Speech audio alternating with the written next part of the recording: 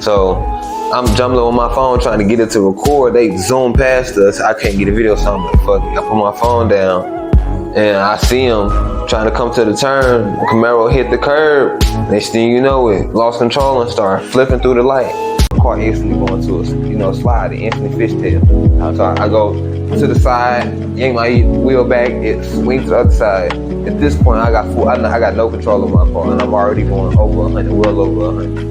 So I'm probably going at least about 110. Like, I know his motherfucking feet hurt like a motherfucking nigga. Every time I see it, I scream horse slavery. Every time I see it, I be like, and I be so mad. I be like, why are you doing this horse like this? And you only paid $50. Ain't nobody doing that shit. And that horse not getting a dime. It's too motherfucking high. That horse not getting a dime. I don't see. That horse don't give a fuck about a dime. Where we interview real people telling real truths and stories. The overall objective here is to break the negative narratives that plague our communities and minds. The biggest one we aiming to attack is that there are no more good men and women out here. Stand up men and women. The men and women we actually need in positions to help change our community for the better.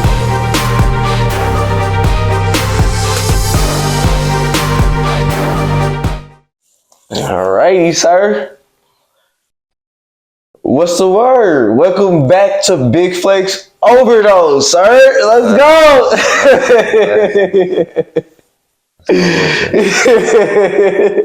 We in there like swimwear. I promise you. Yes, sir. Yes, sir. So how has life been for you since the last time you've been back on Big Flex Overdose? Man, life has definitely been life, man. Just what? Last night, and I tell you, like, the craziest shit happened to me, bro. It didn't happen to me, bro, but I seen it unfold in front of my eyes, and the shit fucked with me. Like, it still fuck with me to this day, bro. Break that down for us. Alright, so basically, last night I was at Skate King. So we go to Skate King. That motherfucker closed. We in a parking lot chilling. It's like 2, 3, 4 a.m. Everybody finna get ready to leave. To make a long story short, and a couple niggas and some V8s was trying to race type shit. So a nigga had a Challenger and another nigga had a drop top Camaro. So they did one race, the Camaro left him type shit. Dude, like he was trying to do a 30 roll. So I guess they didn't line up right and he got a head start. So they came back and they end up agreeing to do a rematch type shit. But listen to this though. Oh girl, like one of the girls that was there, like, you know, that's a random girl that's outside chilling with everybody type of shit. It was hella people chilling outside the Skate King. You know how it be. She asked him could she get in the Camaro type shit while they racing. So he said, yeah. Long story short, bro, they straight line up, they zoom past us, and next thing you know, we see the Camaro catch the curb, hit the curb, and literally flip. This Camaro literally does a tumble in front of us, and we all see this. Now we understand that this is a drop top Camaro, and Obeys was just actually getting in this car. So as soon as we see this unfold, the only thing we can think of is like, damn, like it went from everybody having fun to what the fuck just happened? And that shit crazy, bro. Like, I know that shit traumatizing for the family, bro, but it straight threw her out the car because she didn't have her seatbelt. What? So for real? It went from everybody having fun to somebody losing their life. And that shit wake you up, man. When was this? This just happened last night, Friday night. It was the 11 to 2 skate session. Everybody was chilling outside the parking lot after it closed there too. Chilling, smoking, having fun. Hold on, so Friday night was like the actual date, like number date. Yeah, this is Friday night, so like so Saturday the day of morning. the month, like my bad, because I really need to know this. Like that's crazy. Bro, this just happened. This last Friday. That was July, what, like 28th, 2023? No, that was just what? That was the 4th. I'm that behind. That's crazy. The 4th, August 4th, 2023. Yeah. That's crazy. Everybody having fun, bro. That's crazy. And then Which window did she fly out of? it was a drop top Camaro. I got the picture on my phone. Like I was gonna record. You gotta send that motherfucker to me. I was gonna record the video of them racing, but my phone goes slow. So I pull my phone out as they coming down. We see them coming. I'm trying to get a good video of it, and my phone not recording.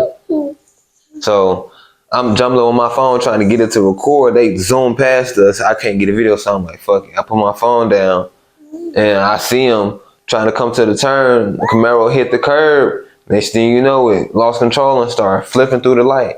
Landed all the way on the other side of Natural Bridge. That's crazy. So we see it unfold in front of us. So that shit made my heart sink into my motherfucking ass. me, like that's the same kind of shit I be on, bro. Like the Camaro, I'm looking at the Camaro this the whole night after we get outside the Skate King. I'm just thinking like, man, I'm gonna give me one of them motherfuckers. I don't like drop tops, but I'm gonna give me one of them motherfuckers. And when she had asked to get in with him, I was right there too. So I'm thinking like, damn, I'm looking in the back seat. This is a drop top. He got the top down. Ain't nobody in the back seat. Ain't nobody in the front seat. She hopped in the front seat. I'm like, damn, I'm finna ask him, can I hop in the back?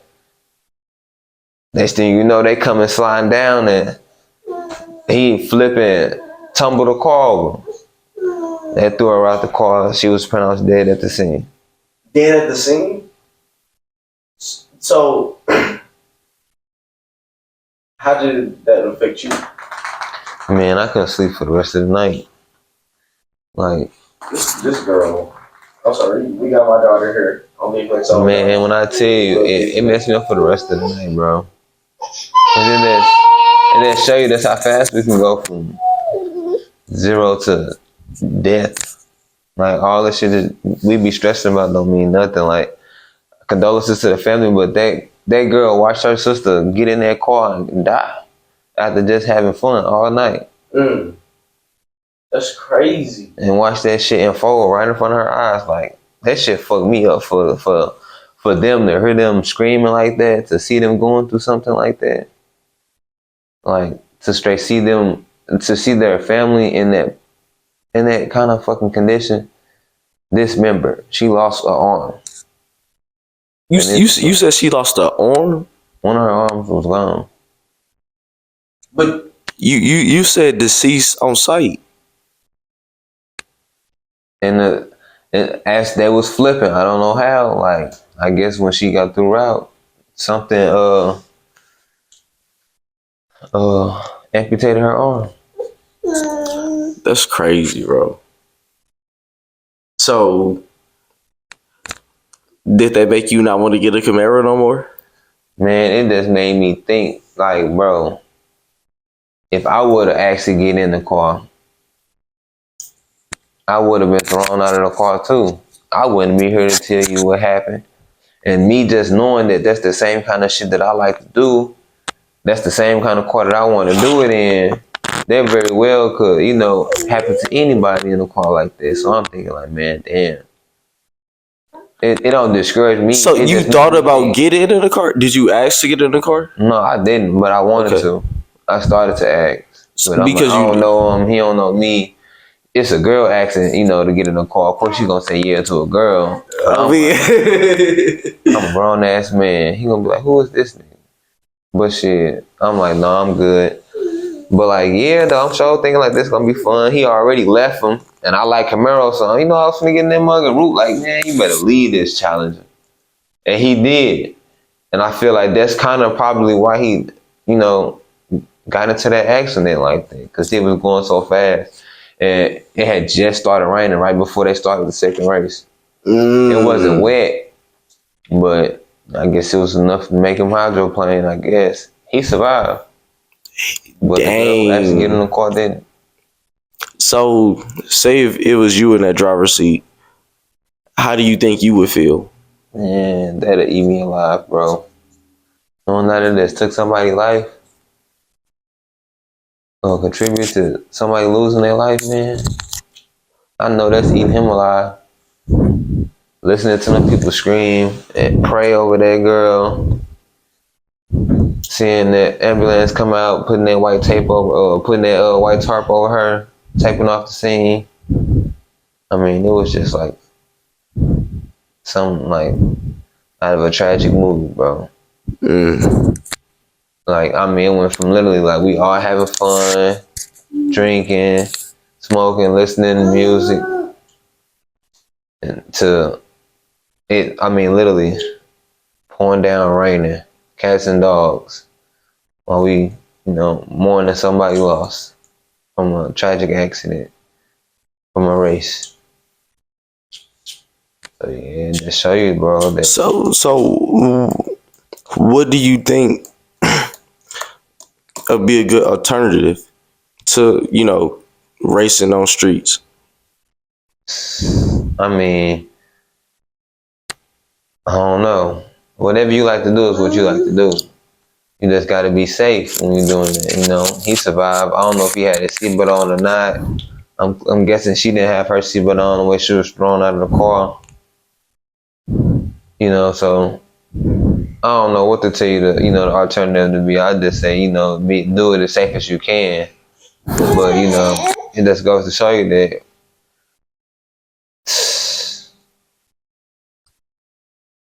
I don't know. To me, it was like a wake up call, bro. Like 1 minute you can be here, and 1 minute you can't. Regardless of what you had in store, had planned for you, she didn't expect to get in that car and lose her life like that. So how was that a wake up call for you? And that'll be my last question on it because To me, because like I said, this watching that happen, me knowing that not only because I have been in that car, but I didn't been in that position or close to a position like that myself, almost losing my life in a car accident a couple times, but I didn't survive. I'm still here by the grace of God. And God forbid that I get something with as much power as he was controlling behind his car, and me doing the same thing that he was doing. It just makes you think twice about the stuff that you want to do. It look fun until you see some of the consequences that come with doing this shit. Because I might think that racing fun, but it make me think twice about racing, especially when I just watch somebody lose their life in front of me because of it. Like, if that's something that I want to do, I have to understand that I'm playing with death here. So if this is something that I want to do, is it really worth it? And if I understand that I can could potentially lose my life doing this, am I gonna make sure that I'm okay to do it? You know what I'm saying? Make sure that I got the safety precautions in place in case that happen. It made me think about a whole bunch of things, bro. Like, I got some shit going on too in my personal life. Of course, I wasn't thinking about that when I seen that happen, because I'm just thinking about like, damn, like her people's just seen that happen. Her sister watched it happen. Everybody ran over there, and all we could do was try to console her, but it wasn't nothing we could do for nobody. She's gone, and she mourning her sister. It's nothing we can do to console her at that moment with what she was feeling. So it just makes you think about a lot.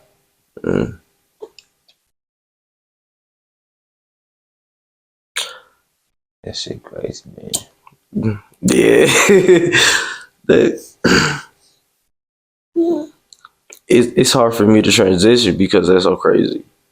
Like, and like, I know I'm cool. I know we cool now, but my family's just going through some shit that that made me think back on that. Like, damn, this happened in the middle of the night. You thinking your people out safe, or you think they are having fun, gonna be back home in the morning or something like that. You will see them later. And not knowing you can get that wake up call any time of the night, because you don't know when something could happen. I'm with the homeboy. He telling me like, the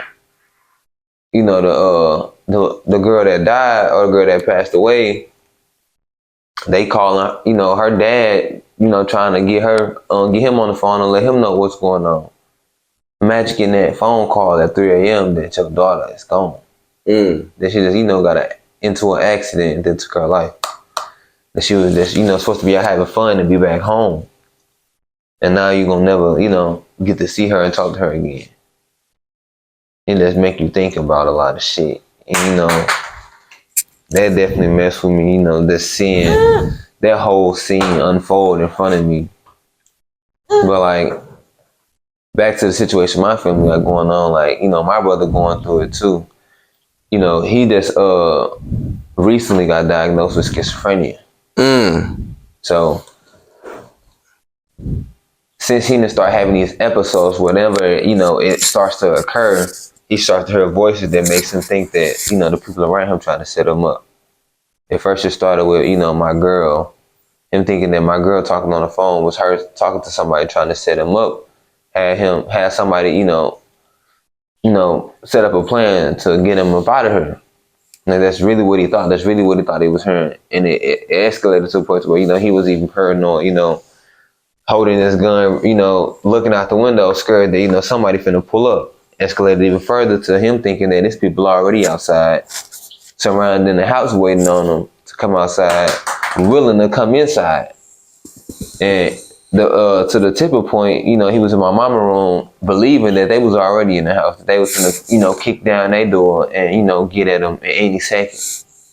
That's when we was finally able to, get the help we needed, because they was, able to make it there before his episode ended, and he was able to explain to them stuff that he was hearing and seeing. He got, diagnosed, and they put him on some meds, but, of course, these meds have side effects. They giving him muscle spasms. He can't sleep. And, making him feel weird. He stopped taking them. And he was good for a while. But a few days before this had happened, he started, having another episode. And he was believing that my cousin was upstairs plotting on him, sneaking somebody in the house to catch him while he was asleep. And that morning came, we all in the kitchen talking, trying to, console him, but, my mama not believing him, but understanding that the stuff that he heard is not real, and he believing like she just think that he lying and don't care about him. So that's only escalating the situation further. So Pause. Alrighty. Now that we got my daughter settled, I'm sorry, because we was in a deep conversation. Before we had to take that intermission, you was talking about your brother. So I don't want you to go back through all of that, because I know there's some stuff you dealing with personally. I'm gonna just ask you this question. We're gonna keep it pushing.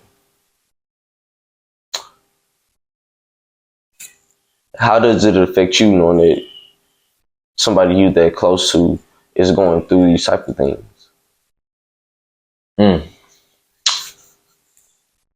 Well, shit, I'm an empathetic person, so I can kind of see like what that motherfucker, what kind of stuff that do to your mental, and kind of shit, like, probably what led them there too, depending on how much I know about it.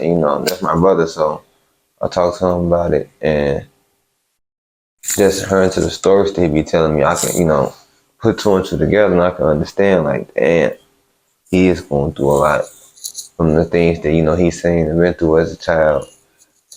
And I try not to let it affect me. It affects me on certain days when, I just be thinking like, man, I wish, my whole family would come together and actually feel like a real family. But, I'm in a point in my life where I ain't trying not to let nothing external mess with my internal world. I'm trying to build my foundation, and that start with, going in, internally type shit, and really fixing what's inside. So that's where I'm at right now. I'm trying to fix what's going on with me, mentally, internally. That way I can really understand what's, why the things that's around me going on externally. So it definitely affect me, but I try not to let me throw it. I try not to let it throw me off, which it definitely do at times. So, what positive changes have you noticed in your personal growth since this experience? I know you had plenty more since the last time we interviewed you. Because it's hard for me to transition from that because I have so many questions. Man, well, I mean, to answer that question,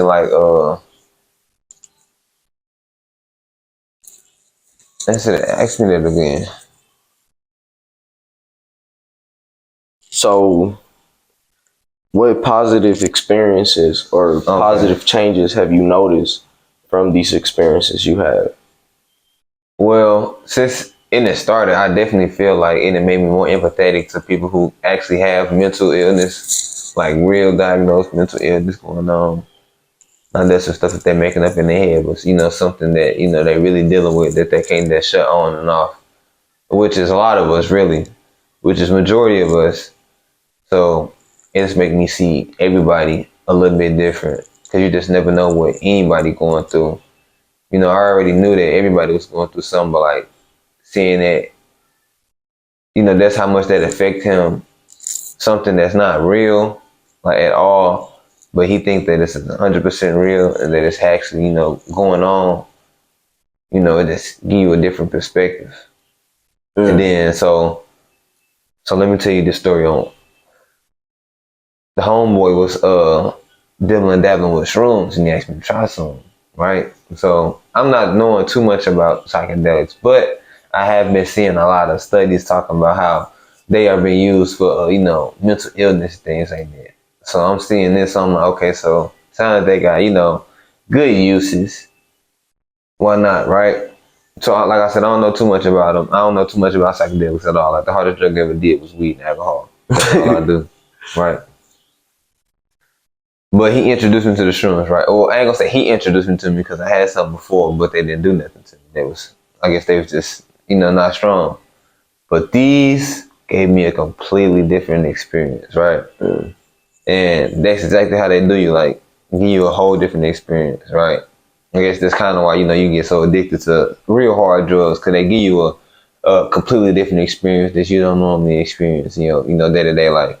But it's a little bit different with this, with psychedelics, not psychedelics, but with mushrooms at least, which is a psychedelic. My first trip, it actually made me hear stuff. Like I wasn't like visually thinking I was seeing stuff like in front of me, but it does impair your vision, and it does make you start to, the more you take, the higher the dose, and the farther you take on the trip, it'll start to actually, make you start to see things differently within your, field of vision. Like you'll start to see mushroom. Huh? You're talking mushroom. Yeah. Okay. So you'll start to see things like, start to come alive basically. Like walls start moving a little bit. And like for real. And it didn't do me super crazy. Like it was definitely like an out of body experience. It definitely started making me feel like, things that around me was alive. I could, see my homeboy got like a psychedelic poster for when he do go on trips, and you can see it like moving. I tried to reach out and touch it, and I thought I was gonna touch it, but it was a lot further back than I reached out, so I could tell that like, yeah, like this is not what I'm not used to this shit. Where was y'all at? We was just in this apartment. Okay. So I had to go to the bathroom. That's how I knew I was tripping, because I had to go to the bathroom, and I'm like, bro, your toilet hella small. I can't sit on your toilet. Like, why do you have a baby toilet in your house, bro? He like, what the fuck you talking about, bro? I got a normal size toilet, bro. I'm not paying this much for rent to have a baby toilet, nigga. I got a normal size toilet. I'm like, bro, your toilet small as fuck, bro. So for like 30 minutes, I'm like, bro, I'm not finna sit on that little ass toilet, bro. But my stomach was killing me. I ended up finally getting on the toilet, bro. His toilet was small as fuck. I'm still standing on that. But I was tripping though. Once I sat down on it, like I was stuck on it for a while, right? He said I was in there for like 30 minutes. I even recorded myself, and I recorded myself for at least 10 minutes. So I'm on the toilet and I'm hearing different audios that I'm knowing not like coming from like, my, at least it don't feel like it's coming from, my thought pattern, coming from my subconscious, coming from somewhere, but I'm not thinking this. Like, what I'm saying? Like, you have a thought, but let's say you heard something that you ain't thinking about. You know what I'm saying? I don't know if you never had an experience like that, but it made me realize like what he going through. Like you actually can hear something that not coming from your own thought pattern. So imagine if you was to like, how you have your own subconscious voice, like you can tell yourself like, you can have a conversation with yourself without speaking. Yeah. But imagine having a conversation with a whole nother being that like, I'm not talking to myself at this point. I'm talking to something else. That's what it felt like. And that's what I feel like people who actually, suffer from stuff like schizophrenia and things like that, that's what they suffer from. That's why you see people who really, have it bad walking down the street talking to themselves or having full-blown conversations, having full-blown visions of things that nobody sees. And it's real to them. Like you can't tell them that it's fake.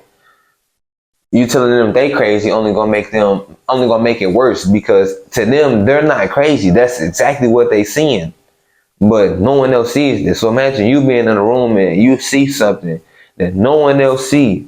That's gonna fuck you up, especially once you say it out loud. Like, yeah, I see that, and nobody else see that. Everybody look at you like you crazy, but you see that 100%. You know that you're not crazy, but everybody don't see what you see. So imagine the kind of feeling that you'll get. And so being in this trip, I'm not too far gone. I didn't take that much, but I can feel what it's like. I'm hearing things like, so my trip, it felt like I was like going through like years of war. That's what it felt like. It felt like I was hearing planes, felt like I was hearing bombs, felt like I was hearing people screaming. I was like, what the fuck? Like, what the hell? But the reason why it made me feel like that, because I was already in that thought pattern type shit, that feeling like I'm at war. That's what they say, when you take a psychedelic, it kind of take you where your emotions are already at. So if you got a strong, positive emotion, you're gonna have a positive trip. But if you, in a bad space and you having a lot of negative emotions, then that's where you're gonna go. You're gonna have a negative trip. And that's where a lot of bad trips coming from. People, going through a lot of things and they not really mentally there, prepared for the uncertain. So I was a little bit more prepared, but that was the first time I ever did some shit like that. So I'm just like on the toilet. Like, that's why I recorded myself. I'm just thinking like, man, like, I was crying in the video and everything. I'm like, man, this shit is crazy. Like, we at war every day. Like, 'cause that's what I was feeling like. That's what I'm hearing. That's what I'm seeing. But like, I'm knowing that I'm tripping.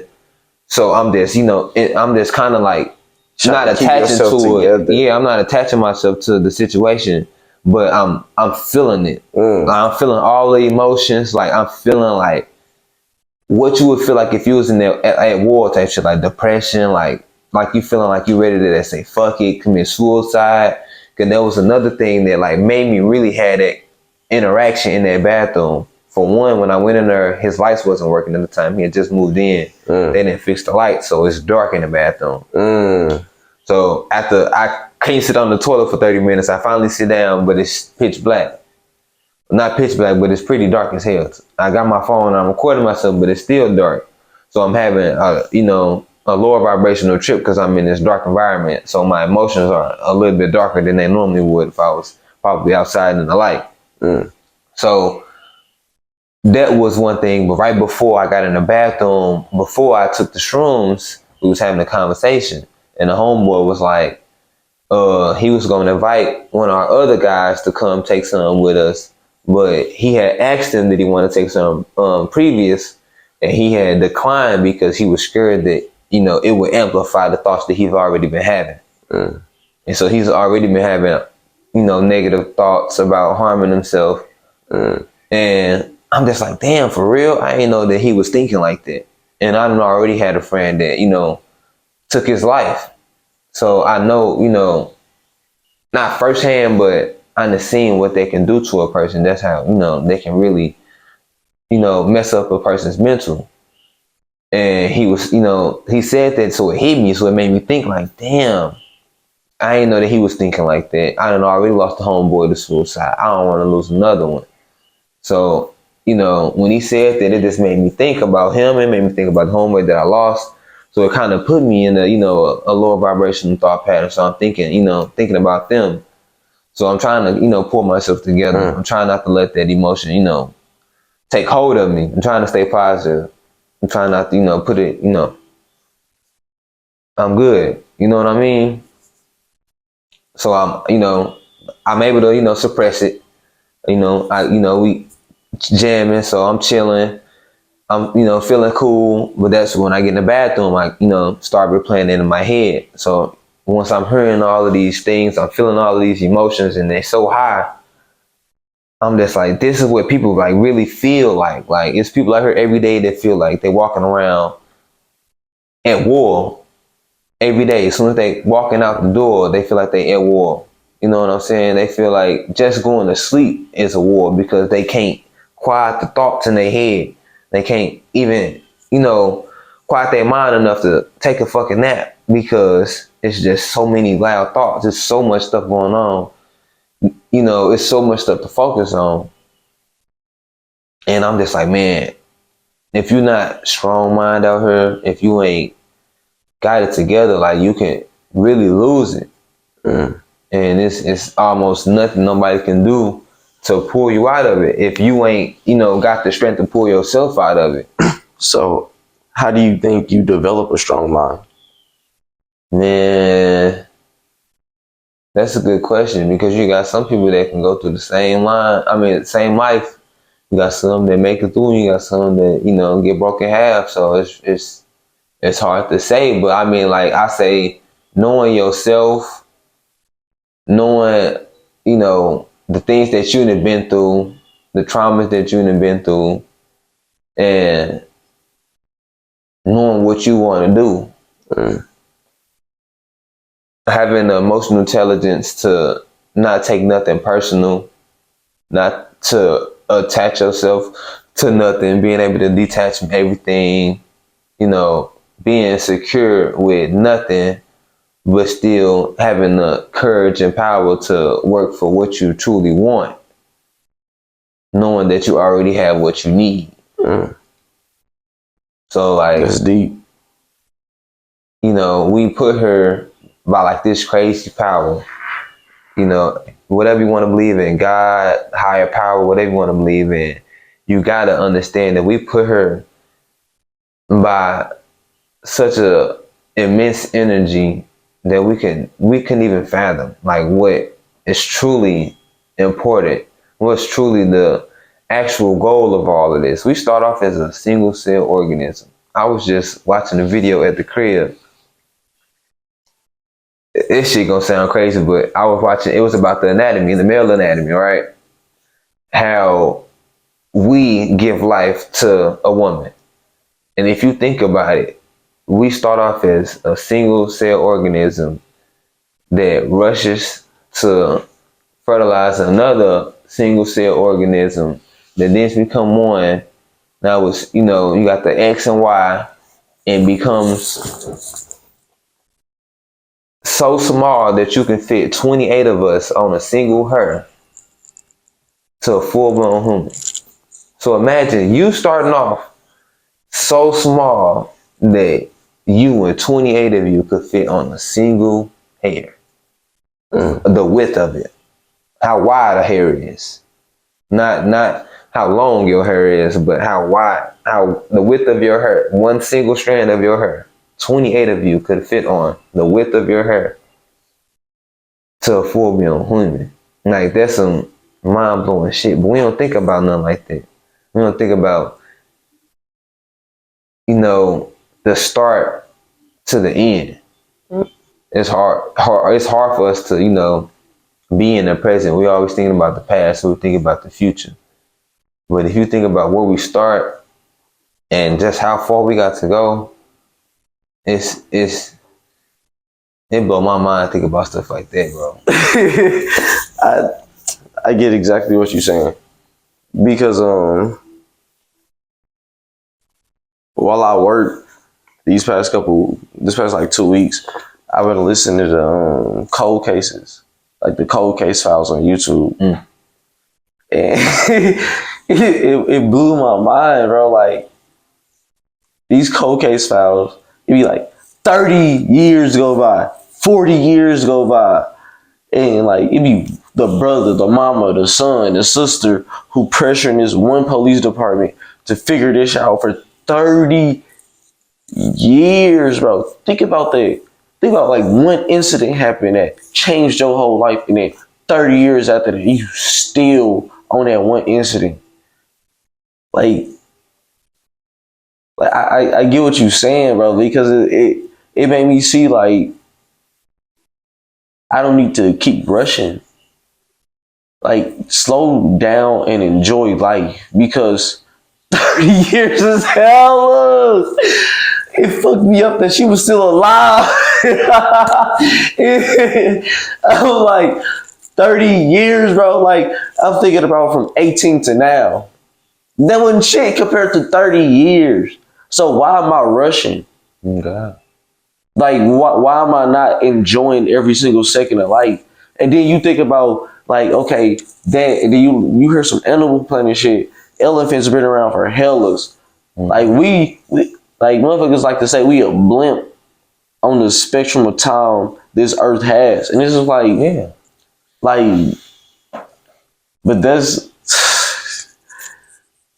I seen another... my bad. Let me finish this little thought real quick. Personally, it makes me feel, it conflicts me. It makes me feel like, what is life worth? And then on the other tip, it makes me like, I have to hurry up and get shit done because I don't know how much time I have longer on this plane of earth. That's you know, real. And then it's like, that affects everything in my life. That affects because like one day I'm like, okay, I'm chill. You know, we can chill. We can take hellas to talk. We can chill at this motherfucker. We can kick it. And then like the next day or like 30 minutes later, I'm like, we need to get shit done. We need to be productive. Like it's crazy. I know we're here for a long time. It can get cut short. Like it's crazy. It can definitely get cut short. That's crazy. But I wasn't expecting you to fuck me up like that. I wasn't expecting you to get me that deep. Like, but that's the end of the interview. Then we can start the beginning of the interview. That's the end of the interview, guys. That shit crazy. It really is. So, okay. Let's change trajectories real quick. So what have you been up to lately? Yeah, man. Lately, I've been trying to build my personal training business. I definitely want to have my own website. I want to eventually have my own app. I want to eventually have my own gym, line of gyms. Man, and that's only the beginning, bro. I want to have my own. Trying to do what you do, man. Trying to have my own fucking fitness apparel line. I just want to do it all by myself. Not all by myself, but I want to have everything made by me. I don't want to have to go looking for nothing that I need from nobody else. I want to be able to say, I need some, I'm finna go make it happen. You know what I'm saying? What's stopping you? Ain't nothing stopping me right now. So why don't you have your website then? Man, the only reason why I ain't nothing stopping me, I just haven't sat down and start using the programs, downloading the programs that I need to really build a website. I definitely did watch a video on how to build my own website. I got to go back to it so I can really get the correct software that I need that's compatible with my computer. I ain't got no nice MacBook. I got some real nice, got some real nice and slow at the crib. It get it done. It get the job done. But you know, some be telling me like, do I want to do it myself or do I want to get it professionally made? Now, like I said, I want to always, if I can do it by myself, I'm gonna do it by myself first. So I'm gonna definitely, carve out the time to see if I can get it done myself. See if I can, download the softwares that's compatible with my computer and get everything I need to, give me, at least a sales funnel. That way, somebody, if they need to swipe a card or put their card information, they got somewhere to pay for my product at. That's the biggest thing, is having something that I can lead people to pay me, not just send them to my Cash App or something like that, or my Apple Pay or something like that. Like an actual sales funnel online that I can get them to. I want to challenge you. Okay. And let me know if this is too uncomfortable for you to answer, or if you don't want to answer it. What value do you hold that's worth it to for somebody to pay for your services? On my fitness training business? Yeah. Because I know you got other businesses. I know you got other businesses. Yeah, I got a whole bunch of shit. But the reason I do feel like, it's a lot of good trainers out there, but see, a lot of good trainers, they just doing it for the money. And then there's a lot of trainers out there, excuse me, bruh, but come on now, let's keep it real. It's a lot of trainers out there that's not just doing it to help people or to help themselves, or it is to help themselves, but not their pockets. You know what I mean? You know what I mean? You hear me? You talk about the lady friends. You talk about the lady friends. Yes. Definitely trainers out there that's like that, bro. Just doing it to get the perks that come with it. They see females that look good. They get get real nice and close. They get real nice angles on the videos. Like, the shit crazy. Like, you just never know. But the reason that I feel like I'm going to definitely pull in a lot of different people is because I like to take a holistic route to it. Like, I don't want to just put too much emphasis on need to be at the gym this amount of time. It's more so diet than it is workout. You can be working out for years and not seen, and you will never change. You might even get bigger over the time, and you done started working out for years, maybe even consistently for years. But it's really about what you eat. It's crazy how you leading me into my next question. As a fitness trainer, have you ever taken steroids? No, never. So what has feel like I need to? What has the holistic route taught you?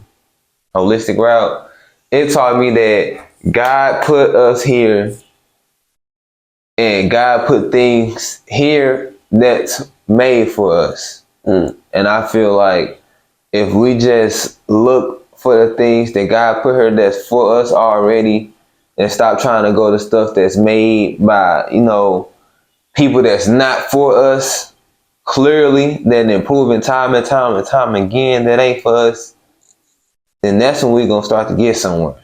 COVID-19, cough, cough, cough, You know what I'm saying? You hear me? You might have to, bloop that out, because they might come for you just for saying that word. Like, it's crazy. Like, I know I'm going to be an actual role model in society once I really get to where I want to get, because I want to preach real. Like, all that fluff, being popular, having clout, having hoes, having a whole bunch of money, that shit look good, but I just want to be able to take care of my family and be real, be free. So I know that, like, it's going to take 6 figures to get that, but I'm not trying to be like out here breaking my back trying to be the next motherfucker, or see if I have as many cars as the most popular rapper or something like that. You know what I'm saying? Like, I'm not in it for all of that. I'm in it for real reasons. I'm in it to build a legacy for my family. And at this point, I really want to just teach my family and people the real goal that we here for. Like I said, it's hard for us to fathom half of the shit that we understand in a lifetime, let alone what's real. You know what I'm saying? It's so much shit today that's fake, that's fabricated, that's meant to stir us one way, when the truth is all the way over here. religion, propaganda, politics. It's so much shit to focus on that you have no idea what you're truly here for. You know what I'm saying? And I really want to get back to that because as you see, like, it's a bunch of crazy shit going on. The story I was just telling you, how that shit was crazy.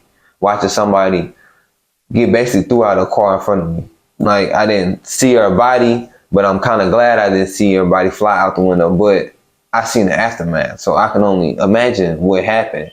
I can put it together pretty good because, you know, we've seen a few movies that line up with it. And to really be there in the presence of somebody and then they're gone next, like, you have no idea what's truly going on, what's truly important in today's age and society, bro. So I just really want to make sure people know what they should be doing according to our nature. You know what I'm saying? What we really was made to do. A lion made to prey. That's why they have the long canines and sharp claws that they have, and they have the short digestive tract. We got long digestive tracts. We try to eat the same thing that a lion eat. The lion then passed out that. It's still sitting inside of us. Because, you know, our body not made to eat this shit. Our body not made to break it down. So it goes to show you that you're supposed to go by your makeup. That's how you're supposed to live. You know, what's the closest thing to our makeup? Is what, like a gorilla or a monkey? What do you see them eat? You don't see them eating no meat. And gorillas are some of the strongest things in the jungle. So that's my biggest thing. That's how I plan on attacking fitness, is holistically, by your makeup. How are you supposed to truly be living? And get you back to that. Because society is built to get you furthest away from your true nature as possible so that they can control you. You know what I'm saying? You can't control a wild lion because if you get too close, it's going to rip your face off. But if you domesticate it, you shoot it with a bunch of drugs and you fill it up with, you know, a bunch of substances that's meant to calm it down, it's real easy to walk up on it and rub it and have fun with it. And that's the videos that you see, all of those animals be drugged up. And that's the craziest thing. Like, we can't even fathom like the big picture of it. Like when you see a bunch of horses pulling carriages downtown, you think, oh, them horses so, you know, calm. Like, no, they're loaded up on drugs. That's why they're not jumping and running from loud cars that y'all got flying past them while they trying to pull a bunch of 200-300 people. Oh, you just connected that for me because I could never figure it out. Like, it's no way. Why the fuck is this horse not running the fuck about this bitch to get to a jungle somewhere or get to some fields or some shit? Exactly. I'm like, I know his motherfucking feet hurt like a motherfucking nigga. Have you ever caught the Metro Link, nigga? Walking. Every time I see it, I scream horse slavery. Every time I see it, I be like, and I be so slavery. mad. I be so mad. I be like, why are you doing this horse like this? And you only paying $50. Ain't nobody doing that shit. And that horse not getting a dime. It's too motherfucking high. That horse not getting a dime. I don't see. That horse don't give a fuck about a dime. If you could have gave him a dime, that horse don't give a fuck about your dime.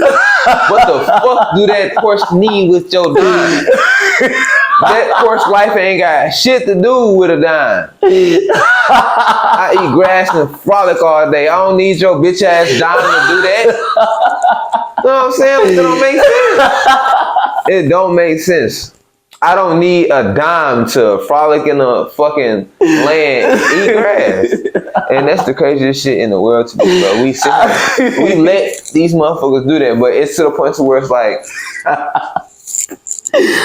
now we letting them because we understand what's really being, you know, done to us.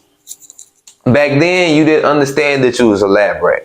But now that they putting it in your face, that's what's gonna make me different. I'm gonna let you know. I'm at this point, I ain't gotta put it in your face because they put it in your face.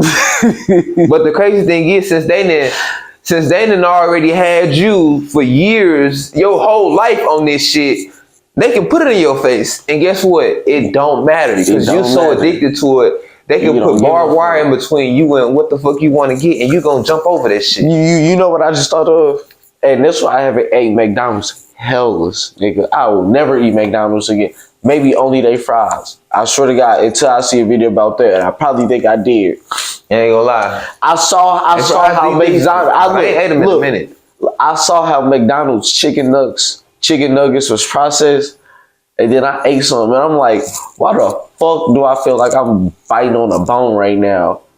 Not a bone, but like, you know, the little muscle part that be in like the top of the chicken. Like if you get a drum, like, you know, I'm like, why do I feel like I'm biting on that right now if this shit is processed like one? I'm like, never again, never again, never again. So never again. That's another thing. But it got comfortable. It got comfortable. They done found human DNA in fast food restaurants. So they feeding us each other. They feeding us all kind of shit. They feeding us glue because all of the shit that they trying to pack together in these nuggets not gonna stay together for as long as that they packaging it up and shipping it off for. So they gotta glue that shit together. You can Google, go to Amazon and buy some meat glue. That way, if you wanna, pack together a little meat patty or roll it together a glizzy or something like that, you can glue it together and you ain't gotta worry about it falling apart. That's how they make a lot of these meats. They dyed. All of these meats that's red in the store when you pick it up, you know that if you gonna kill something, that it's not gonna stay red for too long. You know what I'm saying? It's gonna start to turn a grayish brown. And guess what happened once your meat expired in the store? It start to turn that color again. That's why once, they first get it, they dye it. So it look appealing to you. That color pop out at you. That's what we see. We see that color, we're like, oh yeah, that's what we want. So it's so many different things that we got to get away from that our people need to be educated on. But since we done been, fed this shit our entire life, it's not just that easy to rip it away, because now you got withdrawals and you don't even, understand what's going on, but you got these cravings. It's pulling you. And they done addiction experiments on rats. It's called bloodthirst. I forgot what the video called of who made it, but I just watched the experiment that they did on a rat, where they put it in a little confinement. They put a little helmet on it that's seeing like an electric pulse to give it a stimulation if they hit a switch on the wall that they had in there. So they get basically like a dopamine hit every time they hit the switch. The rat started to like it so much that the rat started to keep hitting that switch to keep getting that dopamine hit and became addicted to it, to the point to where it becomes so addicted to it that that's all it cares about.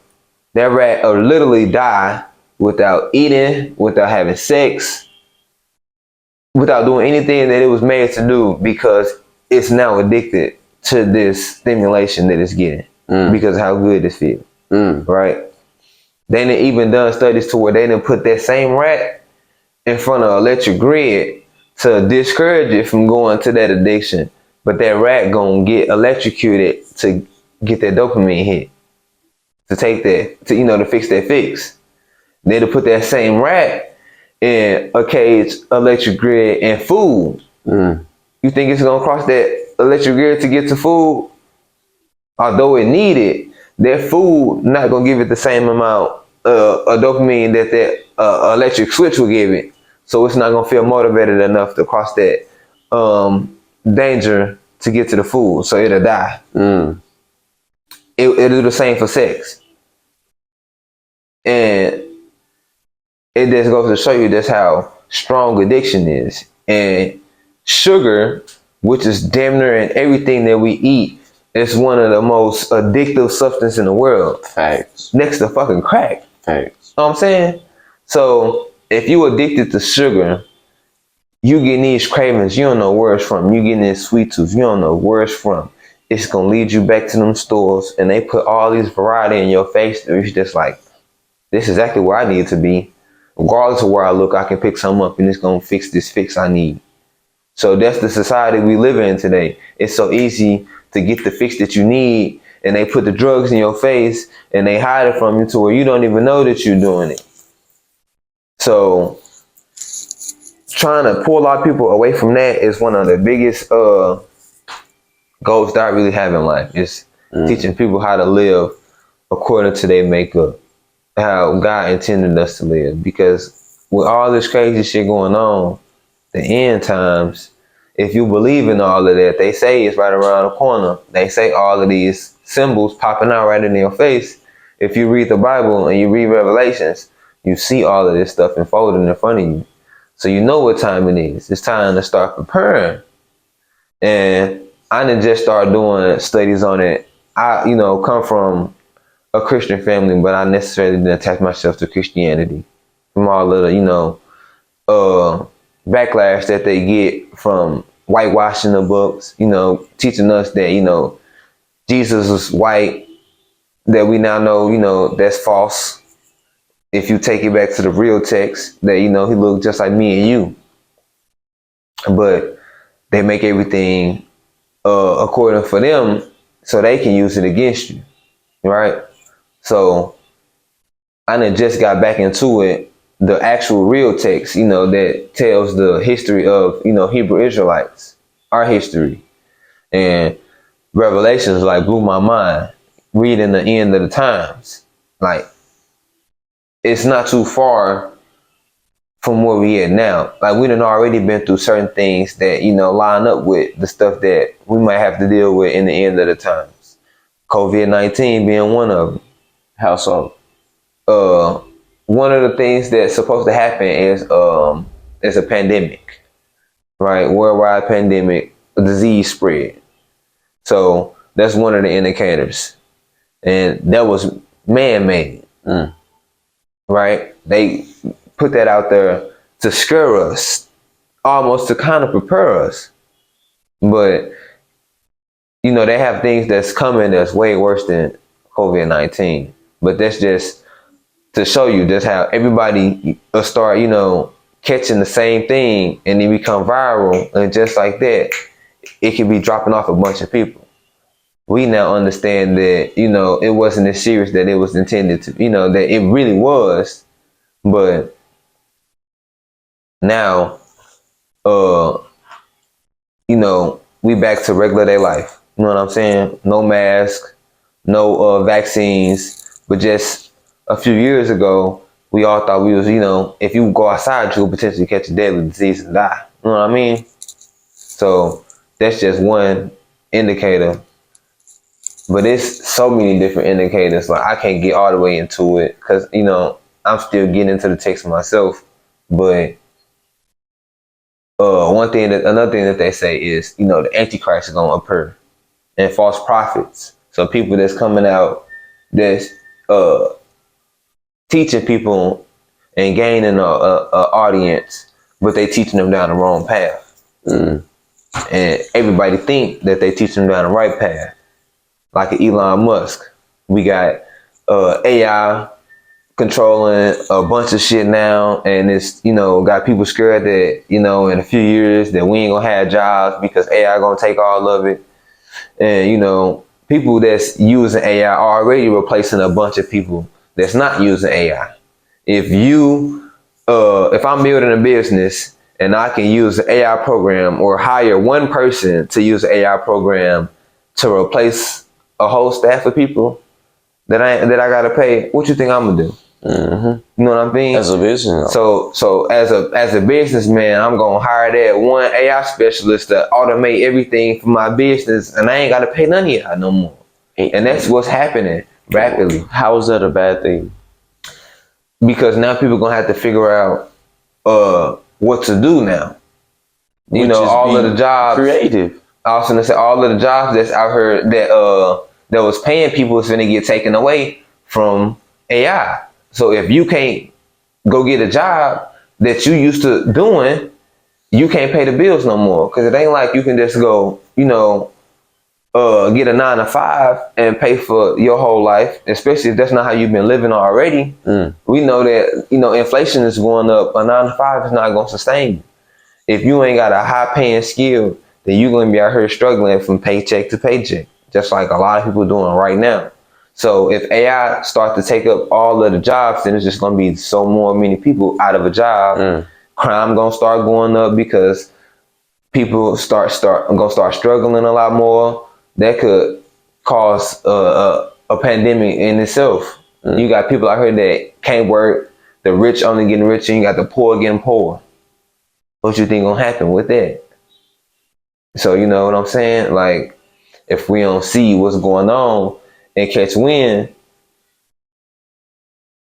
we don't know what's gonna happen in the next few years. And then you got chips being implanted in people's head now. You know, that's clinically acceptable now, to being able to put a chip in your skull, in your brain, to control a part of your body that's no longer getting connection. So let's say you got into an accident and you got paralyzed from the waist down. They're now doing experiments and working on ways to put a chip in you to where you can now use your legs again via the chip, sending the signals to your legs. If the part of your brain no longer accepting it, or they'll put a chip in your spine where the nerves are cutting off. Now they can use electric pulse to, you know, send the signal through your nerves to the next part of your spine so that you can walk again. And they done already started doing it on animals, monkeys, pigs. They got, you know, paralyzed pigs that can walk again. Got blind monkeys that can see again. Like, we think that, you know, this is going to advance humanity, but it's only pulling us further away from our real makeup. How so? Because I feel like that is our real makeup. Like, one concept that I have is, throughout history, we tend to get lost in what we were put on this planet for. And it wasn't to chill. It wasn't to just take up space and not be productive. And with that, I feel like the planet, Mother Nature, punished people, or punished generations, or punished, you know, whatever, because people chose to grow more crops, or they chose to take more abundance than actually innovate and figure out what this earth is about. Like, how have we been on this planet for so long and still haven't figured out 90% of the ocean? We still haven't even got into we haven't been here for long. That's why. Yeah. Because we underestimate, or we overestimate just how long we've been here, and we underestimate just how powerful we really are. But we only been here, like, in history, the time that humans have been on this planet, it's only like, it's really like a few minutes, like in the whole scheme of things. And like we didn't just got hurt compared to everything that the earth had been through. If we want to really look at it like that, the earth had been here for so long, we didn't just got hurt. And I was just saying that to one of my mentors I interviewed a couple of days ago. Like, we just got out of the Emancipation Proclamation. Like, 1963 was 1964 was the exact year that shit was signed and documented and saying the slaves were free. You have rights as a human being. 1964. Like, There's what? people out here alive they've been older than that. What? They've been through that. What? Like, they created a whole new species of people. And motherfuckers want to question why we killing each other, why we so fucked up right now. We still figuring ourselves out. We not fucking Africans. And we're not Europeans. We're not Asians, Mexicans, Jamaican, none of that. What the fuck are we? A complete Americans. That's what I'm calling us. Americans, niggers. Like, and I may have to bleep that out, but I probably won't. But I said all that to say, connecting that to what you was just talking about, the whole scheme of the earth. Give us some time to figure out our own self, our own species, this own new race that we created. Like before motherfuckers just started trying to cast us away, like we would never fix ourselves. You know, but okay, yeah. Let me let's go a different direction with a new question. I mean, we didn't only been here for a short amount of time, but we done did a lot. But I still feel like we underestimate ourselves, because if we would focus on the stuff that we should have been focused on, we could be a lot further. And I don't feel like what? I don't feel like the technology that we got now is bad. It's for so what we using it for. Facts. Like Facts. AI not bad in a sense, but if you using something that if you got something doing everything for you and you ain't got no hard work, then if you don't use what you know, if you don't use it, then you'll lose it. Whether that be your muscles, mind, motivation. Eventually, you're not gonna be motivated to do nothing. You're not gonna be physically able to do nothing because you got so used to a machine doing it for you, and it's to the point where you're not gonna be spiritually able to do it either because you done been controlled for so long. I don't see it going, like, from the way we're using it now. I don't see it being a good thing, just because we abusing it, just like we is drugs and everything else. Like we quick to wanted to fix something and not use it for, I feel like, what God truly intended it for. And like you said, we still figuring ourselves out, so we don't even know what that may be. For anybody, it might, for other people it may be different than the next, but we still trying to figure that out. And I just feel like, I don't know, it's just right now the world not focused on coming together to find out what that is. I think we are. I feel like I think it's a bunch of division right now. Like I don't think so, bro. I think main social media pushed that, and I think they increased how hard they push that mainstream social media, to be exact, however, whoever they may be, to keep us thinking that, we not coming together. But when was the last time you fought somebody? I'm not a violent person. When was the last time? When was the last time a violent person approached you? When was the last time you had a conflict with somebody? When was the last time you felt negative energy from somebody? Every day. Come on now, like honestly. I mean, like honestly, like they want to kill you, negative energy. Like it maybe they have a fucked up day, they broke. Yeah, this and that, and they choose to take it. They may choose to take it out on you. But when have you felt like the world is going to end off of your day-to-day experiences? I mean, if you look around what's going on, like look at the Ukrainian war, look at the situation that I was just telling you, all of the groups around the world that's being oppressed right now, like we coming together, but the forces that's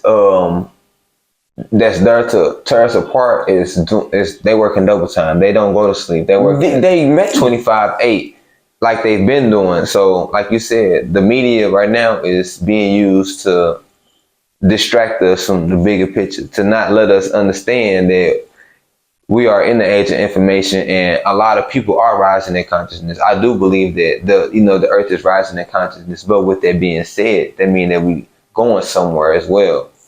And if you scared if we have enough time or not? I ain't scared of nothing. I'm saying for the people who ain't ready for what's coming, they're going to be asked out. And it's going to be a lot of people that's not ready. It's only going to be a select few. Even with the people that's rising in consciousness, it's so much information out there that you might think you going in the right direction, but that don't mean you are. You know what I'm saying? So a lot of people are being divided by the small, minuscule shit that don't matter, like religion. Like how it's people out here that's mad that people preaching Christianity over Islam, or whatever the case may be, type shit. Even though they both are basically preaching the same thing. They both might have different gods, but it's all leading to the same story for the most part. At least that's what my research has shown me, that most of the religion is all just a part of a bigger story that they've been broken off, used by different cultures to get further along. But I still feel like all of it is still just different parts to the same story. Because how can you think that you understand what's really going on off of one particular religion? So if you're a Christian, how can you believe that you understand God? Can you understand him and everything that he has attached to off of that one book? Like, I feel like that's, I don't know what it is, but it just don't make sense to me. Like, if God is so powerful, how could he possibly be captured in this one small book? This one story that you got is all that you need to understand God. I just don't believe it. How can you believe that one book is all that entails the story of God? I just don't believe it. I believe that you got to look at all of them. Once you start to, look through all of the religions, travel the earth, really start to see different kinds of people, then you will get a bigger picture. Because how can you understand a real bird if you only studying a hummingbird, but you never see the eagle? You know what I'm saying? You got to study both of them to really understand it. You got to understand how that, they can get so big. How some of them eat fruits, but some of them are predators. You know what I'm saying? It's a spectrum. You can't just look at one side of it. You got to look at the whole spectrum. And I just feel like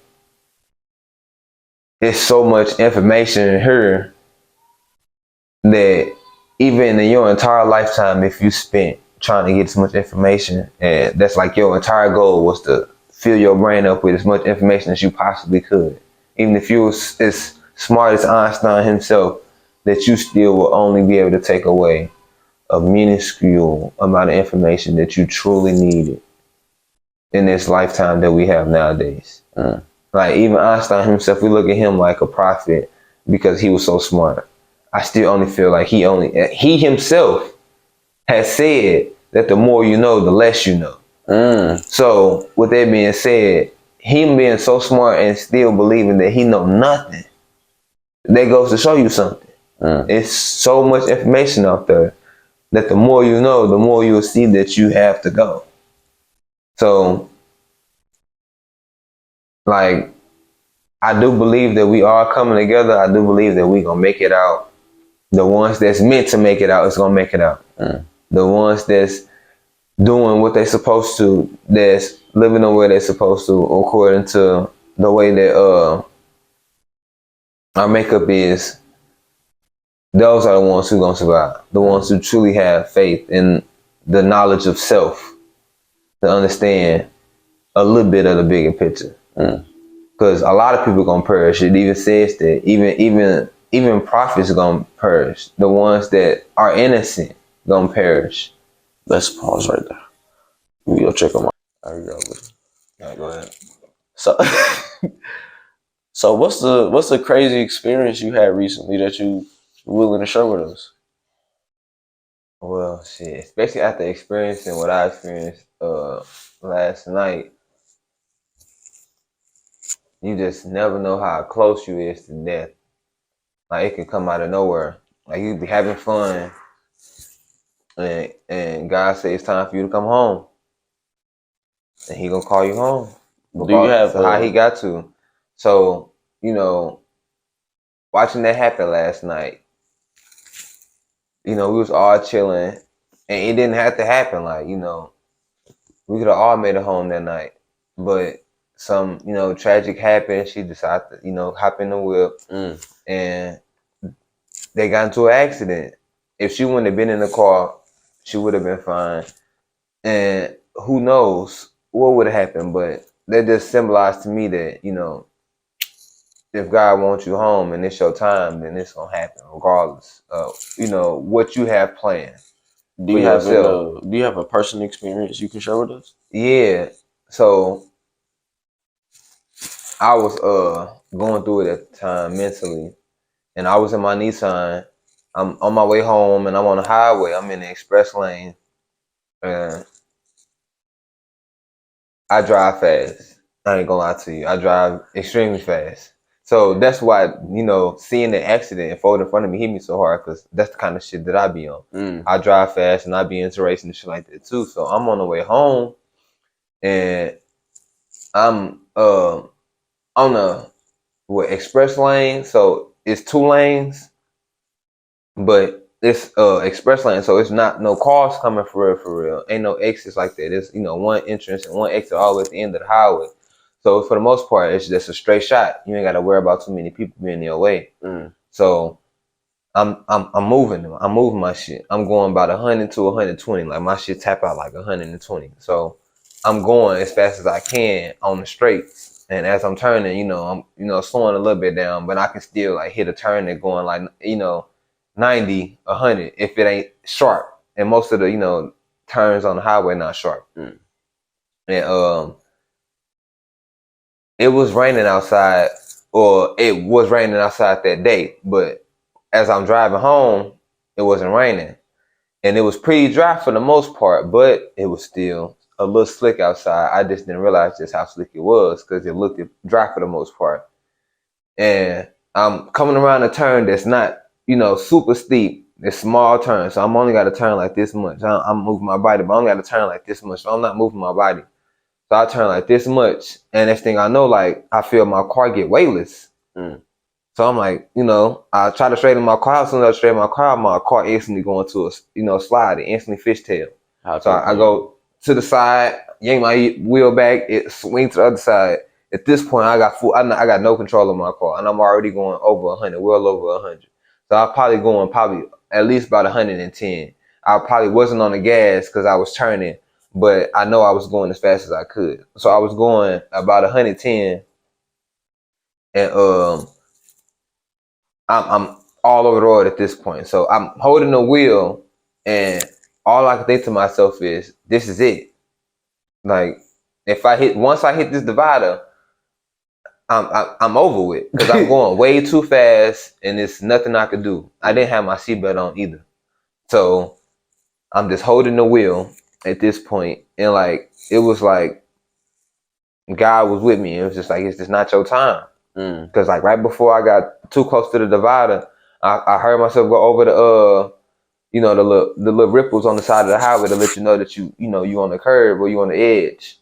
And right before I hit the divider on the side, I straightened out. So after all that sliding, I was still going about 70, 80 miles an hour. So I just get back in my lane and I just keep going. Like, I was in a different headspace. So if anybody else would have been in the car, they probably would have been freaking out screaming. But it happened so fast that I didn't even have enough time to like panic or get scared or feel any emotion. I just knew that I was in a bad place, and it was nothing I could do. That if my time was coming, that it was nothing I could do to stop it. So throughout these experiences you had, what can you pull from that to teach people? Man, like you was just saying a few minutes ago, we got so much time, but you never know when that time could get cut short. So, either you rushing through life, and not paying attention to too much, or you're not putting enough, pressure on that gas, and you got, too much pressure on that brake. You're not trying to get there fast enough. My thing is, I feel like you should be working towards living a life that you want to live as soon as possible. But don't let experiencing the opposite slow you down. Because you got to experience the opposite if you want to get anywhere. You know what I'm saying? After let's say,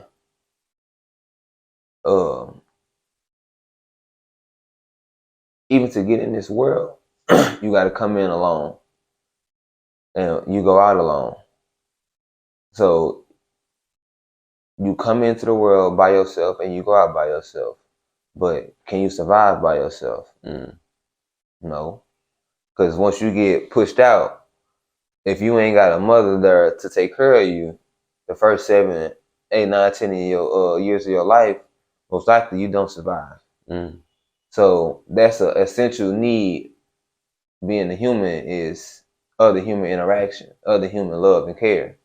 Because if you ain't got somebody that care for you, you know, especially early on in life, then it's gonna be hard for you to thrive.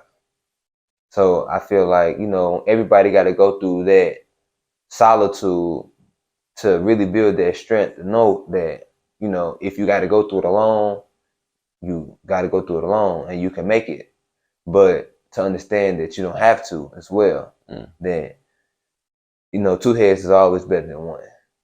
You know, it take a village. So I just feel like everything is a double-edged sword. Everything got to be balanced. You just got to keep a balance with everything, with the light and the dark. You know what I'm saying? If you you know, feeding too much in to the dark, then that's where you're gonna get pulled at. If you're feeding too much to the light, then you're gonna get burnt out. You know what I mean? So you got to keep a balance, and that's the biggest thing I can take from it. It's just live life and let everything be, because everything is already as it should be. That's deep. That's deep. You know, that's one thing that, like, you know, it sucks to see somebody lose their life, but, you know, they say that, you know, when somebody passed away, that you're supposed to rejoice, that you're supposed to cry. Actually, when somebody is born, because now they're born into a life of suffering. You know, once they die, you know, they're free from that suffering. You know, that they call back to where, you know, they came from. So, yeah, that's the biggest thing, man. Everything is as it should be. But everything gotta stay balanced too. So let's change trajectories a little bit. Where do you think the city of St. Louis is going in the next 5 to 10 years? City of St. Louis. Man, I do feel like we got a bunch of potential in this city. Hold on, let me ask that again. So to change trajectories a little bit, where do you think the city of St. Louis is going in the next 5 to 10 years? City of St. Louis. Man, we got a lot of talent in this city, bro. Like, we got a lot of talent in this city. I definitely feel like I'm one of the greatest talents out here. But Facts. we got a lot of talent out here. It's a small area. It's not a whole lot of people, but it's not a lot of resources around here.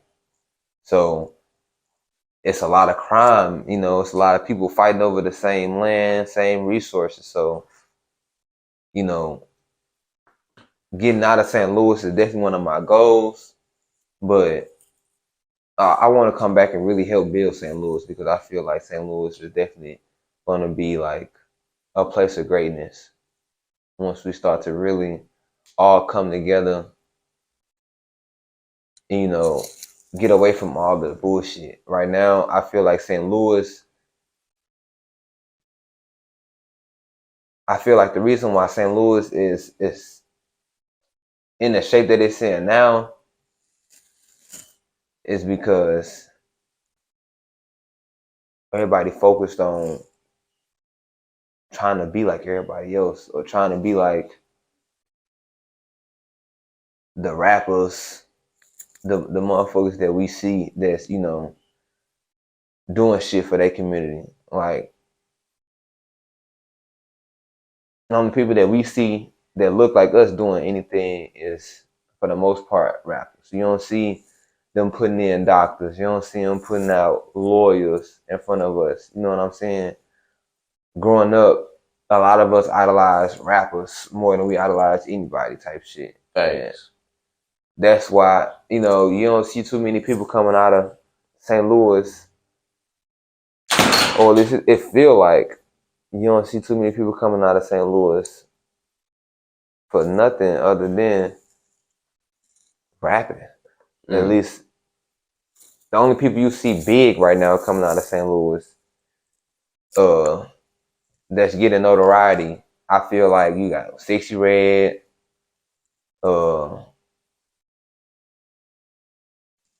that's probably the biggest name St. Louis got right now. That's who St. Louis see up and coming, but we got so much more talent out here. Like we got what's his name? We got 19 Keys. We got 19 Keys from St. Louis. 19 Keys originally from St. Louis, born here. That's crazy. I didn't know that. He was raised somewhere else. Yakai Awaken. I actually met him in the store, seen him in person. So we got a lot of talent. I definitely have to, speak my piece to him, let him know that I appreciated the things that he was doing. And he definitely talked to me and gave me a little game. I even got his number.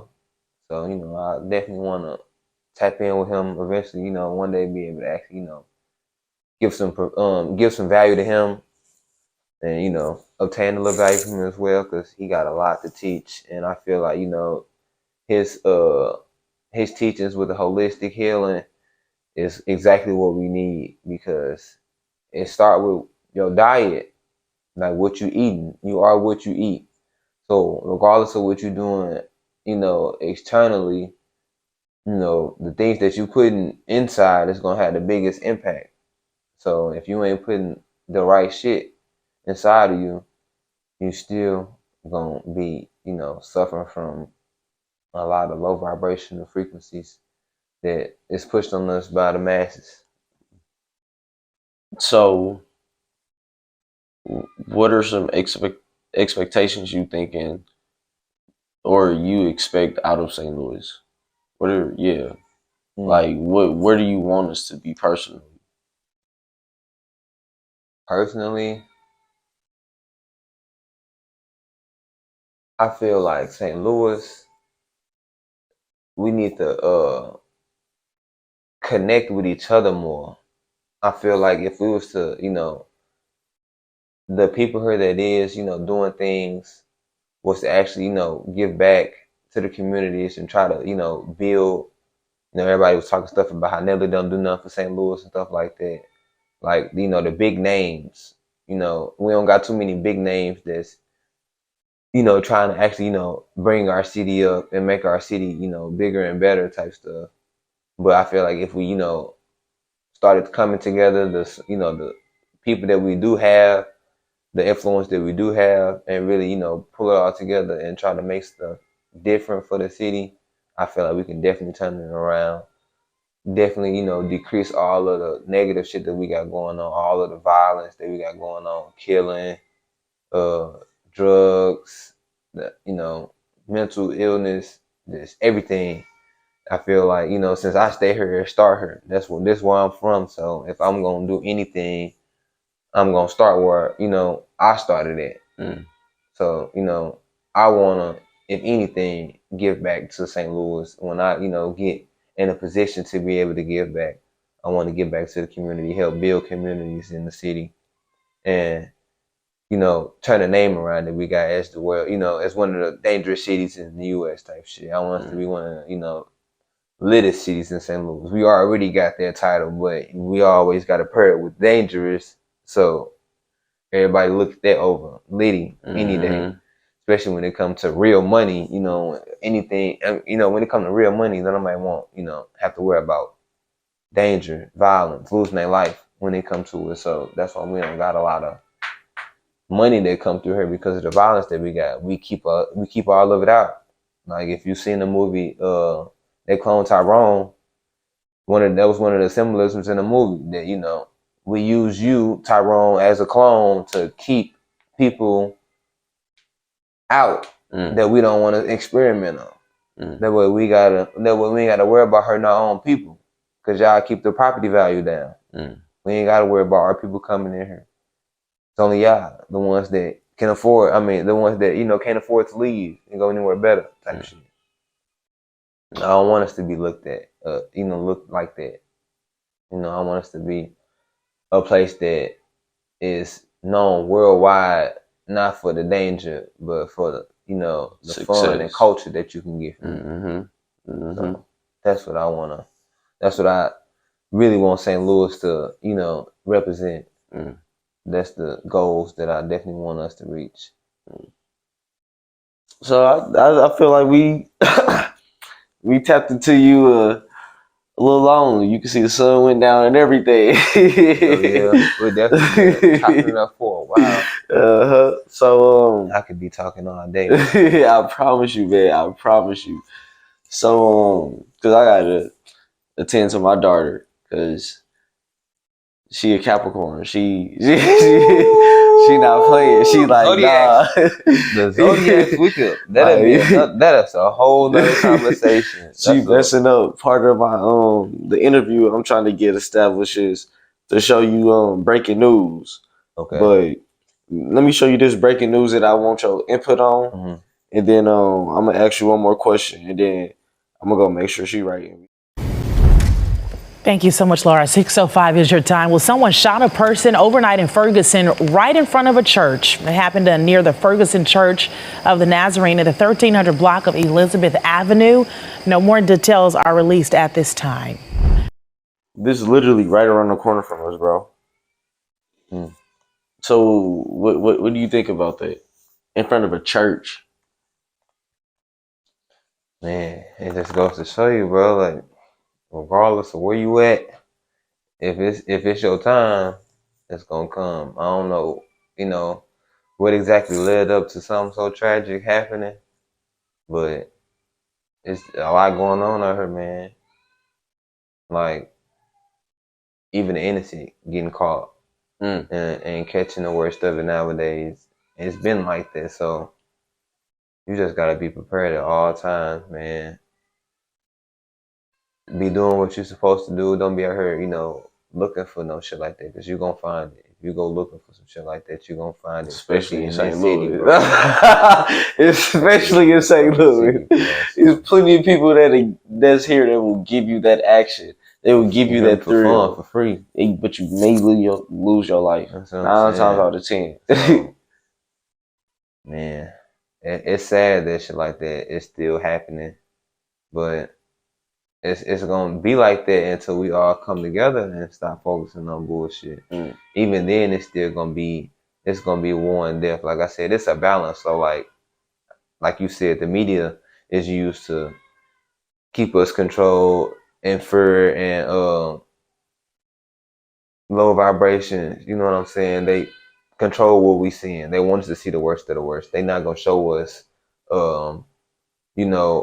the black kids that's excelling in school, the ones that's, actually making a difference in our community. They're gonna show us the ones that's tearing our community down to keep our community at a low value. They don't want our community to be seen as high value, to know that we got a lot of talent out here. So that's why I stick away from the news, bro, because if you look in it, you always gonna see some shit like that. That's what I'm saying. If you go looking for it, you gonna find it, bro. So I try not to look for shit like that, because it's everywhere. Like, when it comes to the forces of good and evil, we wouldn't have evil if we didn't have so much good. So you kind of got to give evil its props, because without evil, we wouldn't have good. How could you be good if you didn't have nothing evil to talk about? You know what I'm saying? That's deep. It wouldn't be no heroes if we ain't had no villains. You know what I'm saying? So if it was no crime to stop, wouldn't nobody have to go save the day. You not playing. You dropping gems. You dropping straight gems. You dropped gems this whole interview, bro. So to wrap this up, 3 more gems, or maybe just 1 or 2, but whatever gems you got to drop on us since the last time you was on here, what are they?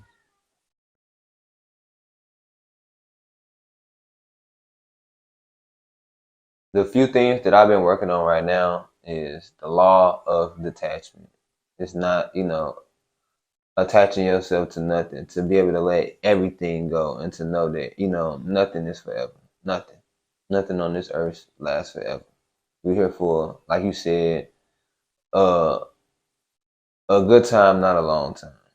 You know what I'm saying? We didn't, as a species, only been here for a small amount of time, and each own individual life is nothing but a blink in existence. So all you can do is just make the best of it. Try not to attach yourself to nothing. Know that, it's all temporary, and just make the best of what you got. Uh, I guess that'll be my first gem. I'm gonna drop another one type shit. I'm gonna drop this one just because this my current. I don't even know if I want to drop this one. I'm gonna drop this one though, because it's real. I ain't gonna even cap. It's real. So my people out there struggling in their relationships, like one thing I just learned is even a good relationship can become a distraction in where you supposed to be headed. Because when you're in a relationship, it's no longer just you against the world. It's you and your partner against the world. So you got to worry about making sure that your partner good as well as yourself. And they say you got to learn how to love yourself before you can love anybody else.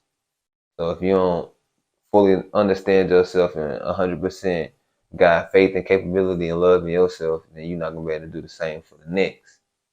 So for everybody out there that's struggling with relationships, I feel like the key to it is going within and making sure that you good with yourself, that you got a great relationship with yourself, that you can give yourself everything that you need before you go looking for it on the outside or for somebody else.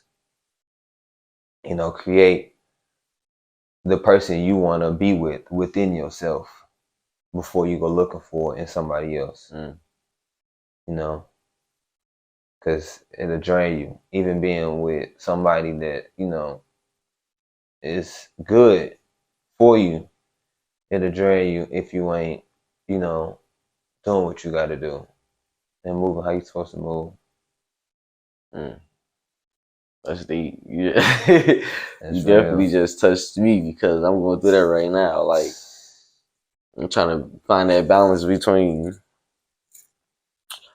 self and family. And not just cousins and brothers and sisters, but immediate family. Like, how do I balance having kids and having all of this, but still chasing my success? Man, the answer sound when you ask the question out loud and when you thinking about it, it can give you a fucking headache, but the answer real simple. It's just not that simple to carry out. And that's what they say. The best thing you can do for the next person is being the best you can be. So becoming the best person that you can be for yourself is the best thing that you can do for your family. So it's gonna be selfish at times, but you're gonna have to, put all your energy into yourself to make sure that you are at, your optimal being. That way you can help people the best of your ability. But if you slow, like tired, sluggish, low vibrational, you only gonna give off the energy to the next person. And that's another thing that I've been learning is let me see if I can think of it. I just wrote it in my notes. I'm gonna have to go read it when I go home. But what was I saying? Or what was that video teaching me? It was basically teaching me you won't have to cut out this little pause, but let it come to me. It was a good quote. What did it say?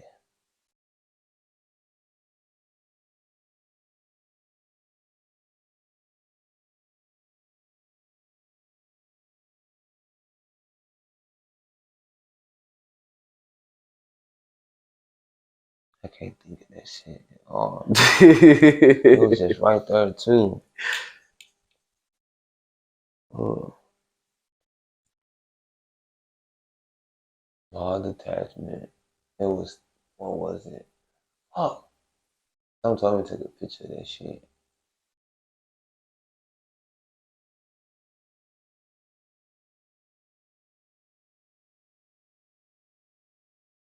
I can't even think of it. we go we gonna open the next interview with that quote. Man, we're gonna have to. Because you gonna sit up here and dwell on that. But that's just the type of person you are, bro. Like, you don't like leaving shit unfinished. So I know it's for the it's for the get to you that you can think of it. but I want you to think about all the other gems you just dropped in the past hour. Mm-hmm. You know, like, you different, man. You different, man. And I'm trying to be, man. I'm gonna keep bringing you too back many on her. Same kind of motherfuckers out here already, bro. We need different. For real, for real. So, for the people that probably didn't catch it the first time, where can we find you at? With some tags you got to shout out. Oh man, you can find me on IG at Culture Shine, on Facebook at Ricky Allen. And shit, that's where we at as of right now. We only gonna get bigger and better, so make sure you following at least that Facebook and the Instagram. Bet, say less. Say less. Well, thank you for sitting down with us, man. Appreciate you for having me, bro. Yes, sir, We man. always have good talks, man. I could be here for a minute, man. Man, and I really want to sit down here for a minute, but we busy businessmen. Tap back in. Tap back in for sure. Yes, sir. Yes, sir. I'm gonna keep bringing you back on. Thank you, man. Thank you. Appreciate you, bro. Man.